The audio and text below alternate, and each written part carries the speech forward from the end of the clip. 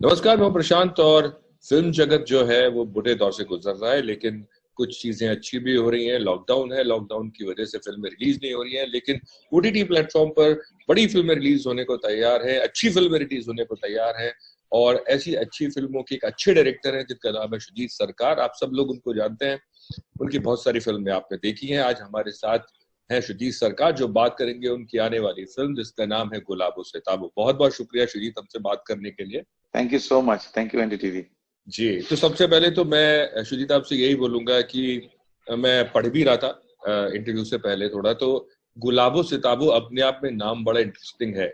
और जैसा कि मैंने इंटरव्यू में पढ़ा कि आप बोल रहे थे कि एक जो आर्ट है, पपेट आर्ट है, उसको लेके ये नाम जो है आपने फिल्म का रखा। लेकिन फिल्म का ट्रेलर देखने के बाद आपको ऐसा लगता है कि गुलाबो आयुष्मान खुराना है और सिताबो जो है वो अमिताभ बच्चन है, क्योंकि उनके ऊपर सितम ढा रहे मैं कुछ बोलूंगा नहीं इसमें, जब आप फिल्म हैं। देखेंगे तो आप निकाल लीजिएगा क्योंकि मैं अच्छा। इसमें बोल नहीं सकता हूँ।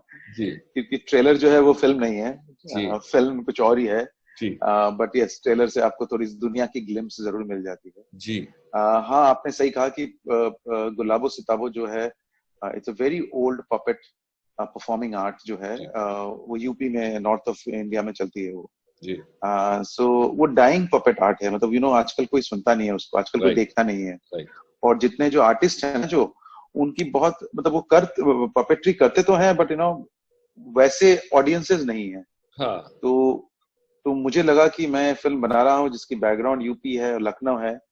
क्यों ना इस गुलाबो सिताबो को एज अ मेटाफर यूज किया जाए और उसको फिल्म का नाम दिया जाए।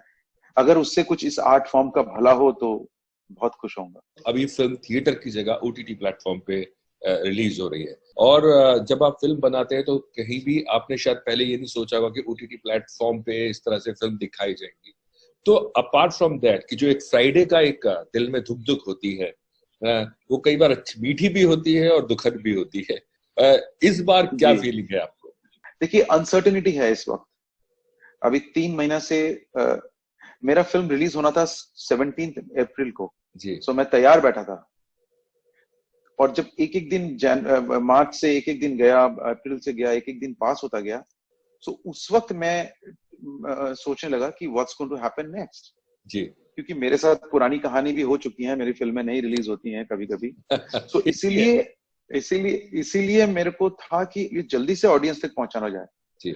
और ऑडियंस जो है घर पे बैठी है, और सबसे ज्यादा वो डिजिटल कंजम्पशन कर रही है। और ये जो अनसर्टेनिटी है, मैं कब फिल्म पे इसको दिखा पाऊंगा, फिल्म लेके आ पाऊंगा, कब इसकी फ्रेशनेस चली ना जाए कहीं पे। तो मुझे लगा कि मैं इसको क्यों ना डिजिटल प्लेटफॉर्म के साथ एक्सपेरिमेंट करता हूँ। जी। ये एक सिचुएशन बना, उस वजह से ये एक्सपेरिमेंट है। इसका मतलब ये नहीं है कि फिल्म से, सिनेमा घर से प्यार नहीं है। सिनेमा घर से प्यार है, इसीलिए वो तो फर्स्ट लव है। जी। वो तो हर समय ही रहेगा, बट वो दुख दुख ऑलवेज। है इस बार भी या नहीं? मुझे उतनी चिंता नहीं है, फॉर एग्जाम्पल। क्योंकि मुझे एक खुशी जरूर है कि मेरी फिल्म उतर तो नहीं जाएगी, तो रहेगी ये भी। कोई निकाल नहीं सकता उसको। राइट। और इन आप समझ टर्म्स रहे हैं ऑफ, मेरी बात? मैं बिल्कुल समझ रहा हूँ, लेकिन इन टर्म्स ऑफ अगर मैं बिजनेस की बात करूं, जब डिजिटल पे फिल्म रिलीज होती है तो जो एक बिजनेस का कैलकुलेशन होता है, वो कैसे सेटल होता है या होगा? तो देखिए, ये तो कैसे होता है ये मुझे मालूम नहीं। इसके लिए बेस्ट होगा आप जो मेरे गुड। प्रोड्यूसर हैं रॉनी और शील, उनसे बात करें। लेकिन मैं आपको एक चीज बताना चाहता हूँ कि गुलाबो सितागो के केस में money was not the issue.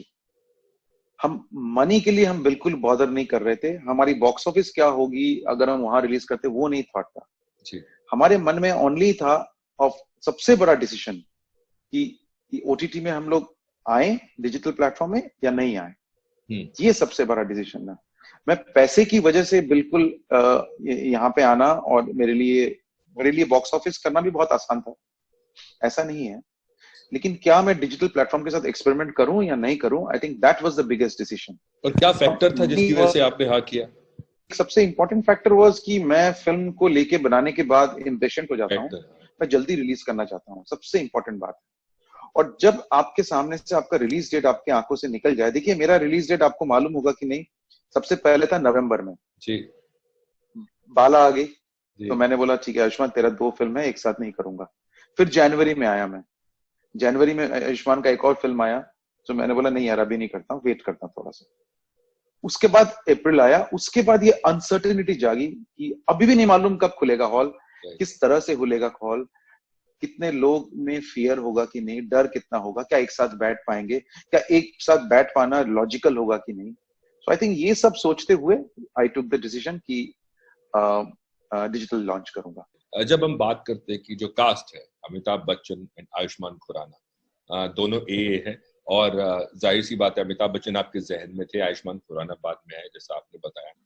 But इतने टाइम के बाद आयुष्मान की आपके साथ हुई और अब ये फिल्म काफी वो ग्रो हुए, आपके पास चैलेंज क्या था? क्योंकि मैं आपके बारे में, फिल्म के बारे में पढ़ रहा था कि आपने इसके साथ भी कुछ एक्सपेरिमेंट डिफरेंट तरीके से, in terms of shooting, in terms of other things, आपने उसके साथ एक एक्सपेरिमेंट किया। एक तो है आयुष्मान के साथ आपने जो पहला सवाल किया कि बहुत दिन बाद काम कर रहा हूँ, 7-8 साल के बाद। यस, हम लोग बीच में ट्राई करते रहे कभी क्या करें, क्या एक साथ क्या करेंगे, तो कभी उस तरह से मेटेरियलाइज नहीं हो पाया था। सो ये हुआ तो मुझे लगा कि yes Ayushman can do it, तो इसलिए हमने आयुष्मान को पूछा कि प्लीज डू दिस, ये फिल्म करेगा, स्क्रिप्ट शेयर किया।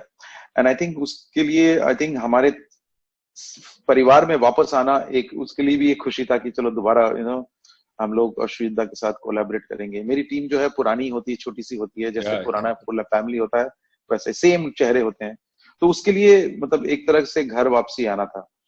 और एक उस होगा जिस मुझे लगता है एज एन एक्टर उसका डेफिनेटली होना भी चाहिए, एक कहीं ना कहीं मन के अंदर एक एंजाइटी, एक लालच भी कि मिस्टर बच्चन सामने है, उनके साथ काम करूंगा, वो तो जरूर होगा, मुझे लगता है ऐसा तो नहीं होगा उसके मन में। So I think overall I think it was a experience that Ayushman knew that what we want. हमारे यहाँ पे फालतू के खर्चे और फालतू का समय वेस्ट नहीं होता है, फालतू की चीजें एक्स्ट्रावैगेंट जो बॉलीवुड में बोलते हैं आप लोग, वो बिल्कुल नहीं होता है। हम लोग काम से काम में मतलब रखते हैं और उसी में ही हम लोग घुले मिले रहते हैं हम लोग। सो आयुष्मान को मालूम था हम किस सुजीता के लिए क्या विजन है हमारे फिल्म का, वो हमने बहुत डिस्कशन किया and I think he did this exactly that we have envisioned. जब हम लोगों ने काम करना शुरू किया इस फिल्म में गुलाबों सितारों में, बिकॉज हमारे गैप भी हो गया था and he is been also successful in terms of his films and in the industry and the films and the box offices and everything. So मेरा एक ही था कि जो मेरा मेन इंस्ट्रक्शन था, और नॉट ओनली उसको, सबको था, एंड उसको भी था, सबको था, कि ऑडियंस को खुश करने के लिए नहीं बनाएंगे फिल्म, अपने लिए बनाएंगे पहले। So that was the first thing. Ayushman भी बहुत दिन बाद काम कर रहा था, बहुत जगह से घूमते हुए आया था, हालांकि मैंने उसकी सारी फिल्में देखी नहीं है अभी तक, तो लेकिन यही मेरा उसको इंस्ट्रक्शन था। आप लकी भी हैं क्योंकि आपको बच्चन साहब जैसे एक्टर्स पीकू में भी थे, इस फिल्म में भी हैं, और इस फिल्म में आपने उनके मेकअप के साथ खेला है। बच्चन साहब का जो लुक था, अगर आपको याद हो, लुक जब उनको दिया गया, उसके बाद जब उन्होंने फर्स्ट टाइम देखा होगा अपने आप को शीशे में, तो रिएक्शन आप मुझे, हमारे दर्शकों को बता सकते हैं किस तरह का रिएक्शन ये रहा होगा? देखिए, पहली बार जब हम उनका पूरा स्केच बना के ले गए, सर हम लोग ऐसा चाहते हैं, तो ही वाज स्टन्ड कि ये कैसे करेंगे, और सुजीत यही चाहिए, और मैंने सोचा था शायद वो कुछ बोलेंगे यार, मतलब इसमें मैं नहीं दिख, मतलब अमिताभ बच्चन मैं नहीं दिख रहा हूँ इसमें, तो क्योंकि हमें चाहिए था ओनली मिर्जा दिखे उसमें, और कोई नहीं दिखे उसमें, एकदम लुक चाहिए। बट जिस तरह से उन्होंने अपने रूम में जम किया, अपने घर में जलसा में, कि सुजीत मुझे यही चाहिए, ये कैसे होगा, कुछ भी करो यार, यही लुक होना चाहिए। सो आप ऐसे एंथुसियाज्म देखते हैं ऐसे एक्टर से, तो आपको मजा आता है। The first day mister Bachchan and Ayushmann Khurrana on the set, in front of the camera. Ayushmann थोड़े से नर्वस तो थे कि पहले कैसे इंट्रोड्यूस करूं अपने आप को। इंट्रोड्यूस हुआ, बातचीत हुआ, दोनों एक दूसरे से मिले। ऑफ कोर्स एक्टरों को तो मालूम ही होता है कौन कहाँ से है, क्या है, but good thing is mister Bachchan is the age of 51। उनको वो अपने आप को भी, मतलब मेरे हिसाब से वो यंग ही है अभी, 50, मतलब 51 साल हो गए इंडस्ट्री में, लेकिन वो है आयुष्मान के साथ के बराबर के ही, मतलब जी वही उम्र का समझते हैं वो जी। आयुष्मान थोड़ा सा नर्वस था, मुझे मालूम है, मुझे आई कुड फील, नर्वस नहीं, मतलब क्योंकि सीन ही ऐसा था कि आते ही चढ़ जाना है उनके ऊपर, तो मतलब वो कैसे करूं, मतलब सो इतना जो आसान शायद नहीं है। तो बच्चन साहब हम के लोगों साथ ने, जंजीर में हुआ था, जब प्राण प्राण साहब के सामने वो खड़े थे, सेम काइंड ऑफ स्टोरी। अच्छा ऐसा ही हुआ था। अच्छा हाँ, वो अच्छा, ओके, उनको सेम, लात हाँ। मारना था कुर्सी पे, और उन्होंने कहा प्राण साहब है, मैं कैसे लात मारूंगा इस कुर्सी पे। Same kind. या समथिंग लाइक दैट पॉसिबली, तो वो बट आई थिंक हमने समझाया, कैरेक्टर समझाया, और आई थिंक धीरे धीरे दे न्यू कि मैंने जब बोला है कि नहीं सर ऐसे चाहिए ही चाहिए हमको, नहीं आयुष्मान ऐसे ही करना है, तो छोटी छोटी चीजें हम करते करते, आई थिंक पहला दिन ऑलवेज उतना टफ होता है, तो बिकॉज और ऐसे कैरेक्टर्स में जहाँ पे एक दूसरे की बनती नहीं है, तो उसमें थोड़ा सा हो ही जाता है। दो एसोसिएशन आपके, इरफान पीकू में और बासु चटर्जी, दोनों को दोनों लोग चले गए, और इरफान के साथ आपने इतना काम, फिल्म पीकू बहुत बड़ी हिट भी थी, और बासु चटर्जी आपके फर्स्ट जॉब थी उनके साथ as an assistant. So how do you remember them, कैसे उनको याद कर रही है? मेरे ख्याल में आपको शायद ऐसा भी लगता होगा, जब मुझे ये बात लग रही है कि आगे शायद आप और काम फिल्मों में अगर करते तो शायद उनको, इरफान को और फिल्मों में भी लेते, बिकॉज वो जो एक टीम थी वो कमाल की टीम बन गई थी। इरफान को लेके मेरे पास कोई शब्द तो है नहीं, जो थे मैंने ऑलरेडी सोशल मीडिया में बोल दिया, लेकिन Irfan is a real loss to us, to as filmmakers, to the industry. हम कहते हैं ना लॉस की बात, वो है असली लॉस। वो एक ऐसे इंसान थे जिसको सबने विजुअलाइज किया हुआ था काम करेंगे उसके साथ, not just as an artist, artist तो थे ही वो बहुत अच्छे, एज एन इंसान, अभी भी मैं कुछ दिन पहले कुछ उनके इमेजेस देख रहा था, कुछ इंटरव्यू आ रहे थे टीवी पे, और ऐसा लग रहा था वो जस्ट स्क्रीन से बाहर निकल के आ गए, अभी आ जाएगा बाहर।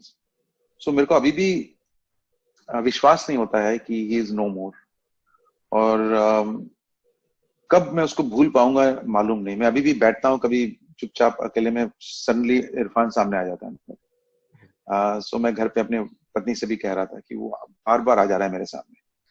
सो it's going to be not easy, it's going to be difficult for me to Irrfan को जहन से निकालना। Basuda, of course he was 93, I think उनका टाइम हो गया था शायद जाने का। बहुत मजेदार और बहुत ही सीधे साधे इंसान थे वो। बहुत, और मेरा मौका था कि मेरे जिंदगी का पहला काम एज एन असिस्टेंट डायरेक्टर मैंने उनके साथ किया। एक बंगाली सीरियल था जोदी एमोन होतो, जो उसका जिसका सीआर पार्क दिल्ली में शूटिंग हुई थी, और मैं उसमें उनके साथ फर्स्ट असिस्टेंट डायरेक्टर, मतलब पहली बार असिस्टेंट डायरेक्टर, सबसे लास्ट में, not first assistant director but as a assistant director.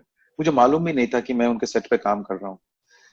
So but बाद में जब मालूम चला तो मुझे लगा कि मैं इनके साथ, तो उनके साथ जो भी जितने दिन वो सीरियल किया, जो सीखा मैंने, लोग बोलते हैं कि आप में है थोड़े बहुत वो सब चीजें, मालूम नहीं ये कॉन्शियसली है अनकॉन्शियसली है, but I think middle class film में जब बोलते हैं हम लोग, आई थिंक वो उनके मास्टर थे। राइट। सो वो जरूर मिस करेंगे। ये जो वक्त है लॉकडाउन का, एज अ क्रिएटिव पर्सन, आप इस वक्त का इस्तेमाल, आपको लगता है कि आप ज्यादा अच्छे से कर पा रहे हैं? क्योंकि वो जो जब लॉकडाउन नहीं था, चकाचौंध की जिंदगी, भाग दौड़, मीटिंग्स, ये अभी बेटर लग रहा है आपको as a creative person? Because आप वैसे भी काम करने के बाद बॉम्बे में रुकते नहीं है, आप शायद कैलकाटा चले जाते।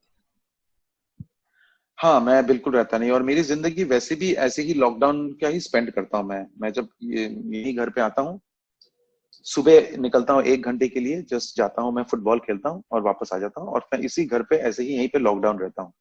तो यही मेरी जिंदगी है for the last 10 years here in Kolkata. So मुझे इस लॉकडाउन से बहुत फर्क तो नहीं पड़ा है, बट मैं खुश हूँ।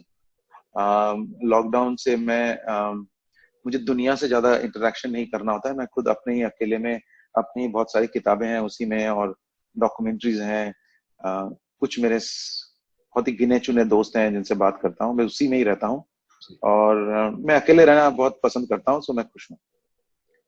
ठीक है, बहुत बहुत शुक्रिया हमसे बात करने के लिए सुजीत, और शुभकामनाएं आपकी फिल्म के लिए। बहुत बहुत शुक्रिया। Thank you so much, thank you.